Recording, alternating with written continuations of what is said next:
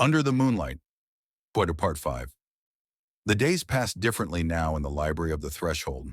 Naomi, once a frightened girl, had grown into a calm and curious presence.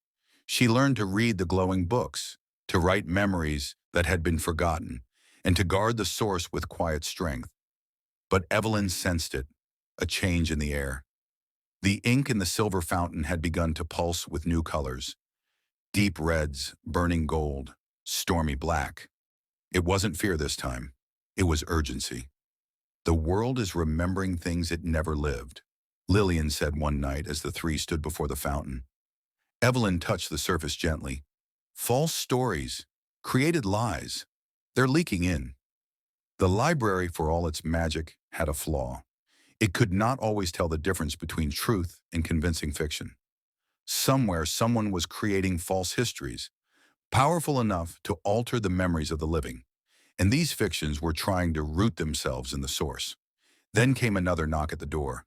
But this time, it wasn't a lost soul. It was a man in a white suit, eyes like mirrors, holding a perfectly blank book. I've come to make a trade, he said. Lillian stepped forward. We don't trade with the forgers. He smiled. And yet you guard the greatest forge of all. Naomi felt the weight of the man's presence. He wasn't like the keeper. He wasn't even like the shadow. He was invention itself, the force that wrote false kings into history, that buried real heroes under glittering myths. I want a single page from the source, he said. In return, I will erase the memory of pain from every living mind. No more grief, no more loss, only peace. Naomi spoke before anyone else could. Without grief, there can be no love. He turned to her, smile gone. Child, pain is a weight the world was never meant to bear. Naomi stepped forward.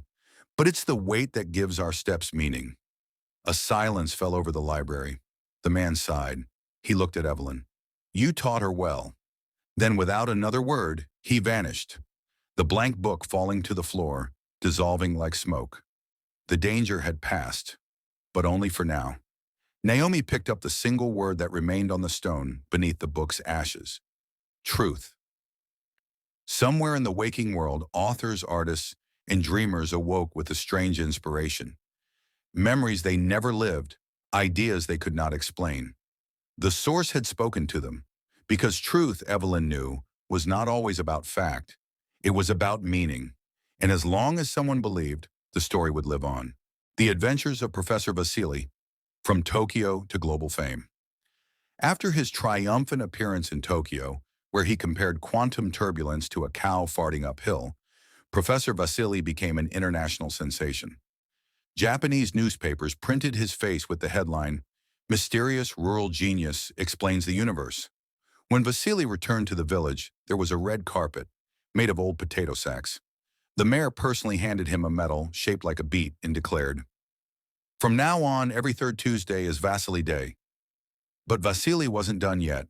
One morning as he sipped tea, or as he called it, hydrated leaf essence, he received a letter with gold edges. It read, Dear Professor Vasily Petrovich, the United Nations invites you to present your theory of agricultural relativity at the World Symposium on Smart Farming in New York. Vasily squinted at the paper and said, They want me to explain how digging potatoes affects planetary rotation? Easy. Chapter. The New York Incident. When Vasily arrived in New York, wearing a fur hat and carrying a suitcase full of pickles, airport security stopped him. Sir, do you have anything to declare? Yes, Vasily answered. Pickles are a universal constant of peace and flavor. The security officer just let him through, partly confused, partly charmed. At the UN building, scientists from 193 countries gathered. Vasily approached the microphone, pulled out a potato, raised it like a trophy, and said, This here is not just a vegetable, it's a starchy symbol of stability in a chaotic world. While the universe expands, this spud remains humble. Everyone applauded. Some cried. Then Vasily added, And if you plant it upside down, it still grows, which proves my rooted resilience theory. By the end of the day, the United Nations had officially added rooted resilience to their global education programs. Chapter. The unexpected Nobel Prize. A few months later, Vasily received a phone call while fishing. Hello, this is Sweden. You've been awarded the Nobel Prize in, well, something. We're not sure what exactly, but we're impressed.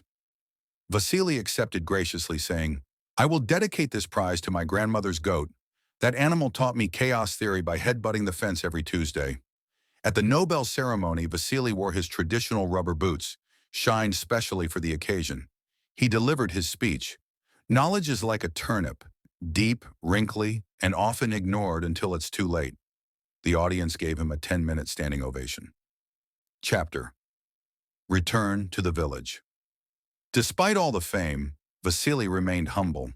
He returned to his village, fixed his old tractor, and taught kids how to plant potatoes using advanced mathematical formulas he made up on the spot.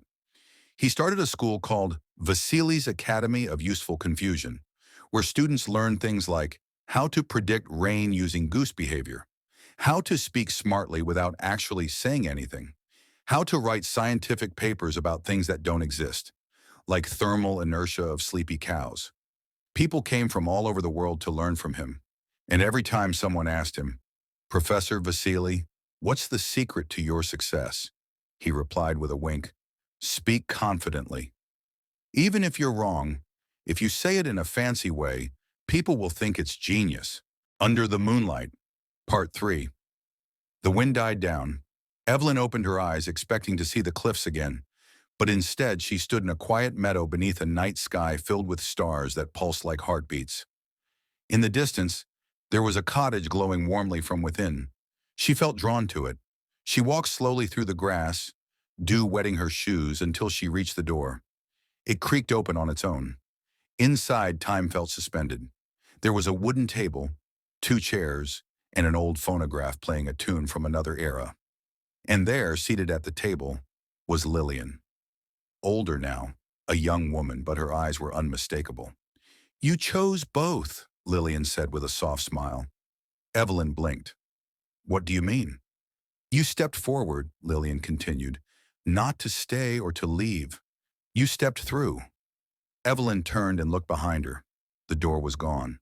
The meadow was gone. There was only light and shadow swirling at the edges of this little room. You exist in the threshold now, Lillian said. Not among the living, and not fully among the lost. Evelyn stepped closer. So, what happens now? Her sister reached across the table and took her hand. We write. And with that, the cottage transformed. The walls vanished. The table became a desk. Shelves rose around them, filled with glowing books, each one with a name on the spine. Evelyn saw hers and Lillian's. Then she noticed others, people she'd met, read about, dreamed of. These are the stories of those who passed through the edges of the world, Lillian whispered. We remember them so they don't vanish completely. Evelyn sat down, tears silently sliding down her cheeks. Not of grief, but of understanding. For the first time in years, she didn't feel alone. And so the sisters wrote. They chronicled forgotten dreams, untold farewells, vanished souls, and messages left in wind and wave. As long as they wrote, the stories lived. Somewhere in Silver Cove, a child found an old book in the ruins of a burned library. The title shimmered faintly in the sunlight. Under the Moonlight, by Evelyn and Lillian. Under the Moonlight. Part 2. Evelyn stepped closer to the man beneath the street lamp. The wind howled around them as if the sea itself was speaking through the cliffs. Her heart pounded, not out of fear, but recognition. She had seen this place before, in her dreams, in her memories, in the hollow spaces of her heart. The man's face was pale, his eyes vast like the night sky. You have one question, he said, his voice like the shifting tide. Ask it wisely. Evelyn didn't hesitate. Is my sister alive? There was silence. Not the absence of sound, but the kind that swallowed everything. The wind, the waves, even her breath. Then he nodded. She is, he whispered, but not in the way you remember. With a wave of his hand, the world around them rippled like a disturbed pond. Suddenly, Evelyn stood in a vast library, far grander than the one she worked in. It stretched into the clouds, its shelves filled with books that glowed faintly. She turned and there was Lillian, her little sister, still 8 years old, dressed in the same polka-dotted dress from the day she vanished. "Lily!" Evelyn choked, stepping forward. The child smiled, but her eyes were different, wiser, older. "You finally came," Lillian said softly. "It's not your fault. I was chosen." "Chosen? For what?" Evelyn asked, voice trembling. Lillian looked around at the towering books. "To remember the stories the world forgets. This is the library of the lost. Every soul that disappears before its time becomes a keeper. I've been waiting for you." Evelyn's eyes filled with tears. "But I want to bring you home." "You can't," said the voice behind her. The man in the cloak had followed her into this dream realm. "But you can join her, or you can go back and live." Evelyn stood frozen. Join her sister in this eternal place between worlds? Or return to the cold, silent town where she had no one? I I need to know something," Evelyn said. "If I go back, will I remember any of this?" "No," the man said. "Only in dreams. Only as a story." She turned to Lillian, who now seemed to glow gently. "I'm proud of you," her sister said. "You protected our story. Now you have to live yours." Evelyn turned, tears in her eyes, and stepped backward, away from the library, away from her sister, and fell through darkness. She woke up on the cliffs under the streetlight just before sunrise. The man was gone. The wind had calmed. In her hand was an old, worn book titled The Lost and the Remembered. She didn't remember where she got it, but she opened the first page, and there in neat handwriting was a single sentence. "Don't forget me. Love, Lillian." Under the Moonlight. Part 1. Translated. In the small coastal town of Silver Cove, where the nights always smelled of salt and sea breeze, lived a young woman named Evelyn. She worked at an old library, one that hardly anyone visited anymore. Every evening after locking the doors, Evelyn would walk home along a narrow path that ran along the cliffs, lit only by moonlight. The townspeople said Evelyn was strange, not because she was unfriendly, just that she always seemed to know more than she should. In early spring, she predicted a violent storm. In autumn, she foresaw the disappearance of a fisherman, and sure enough, his boat was later found drifting, empty. People began to avoid her, and she responded only with a sad smile and continued living her quiet life. One night, she noticed a figure standing under the street lamp on the empty road, a tall man in a dark cloak. He didn't move, didn't speak, just stared straight at her. Evelyn felt a chill run through her, down to her bones, and hurried home. The next morning, she found an envelope at her apartment door. Inside was a letter, written in old-fashioned handwriting. "You remember, Evelyn. It's time to choose the past or the future, under the street lamp, where it all began." A wave of memories rushed through her. When she was a child, her younger sister Lillian had disappeared in this very town. Everyone believed the little girl had fallen from the cliffs, but Evelyn knew the truth.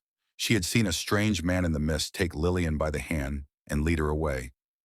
And now he had returned. That same night, Evelyn went to the street lamp. The man was standing there just as before. "Where is she?" Evelyn asked. He raised his head, and in his eyes the moon was reflected. "She lives in what you've forgotten, in what you refuse to accept." Then the wind roared, stronger than ever. In the air, flickering images appeared. A drowning child, a burning library, clocks ticking backward. Evelyn understood. This man was no man. He was the keeper of the crossing, a being who watches the boundary between worlds. And now he offered her a choice. Stay here and forget everything forever, or return to where her sister was and lose all she knew. She stepped forward,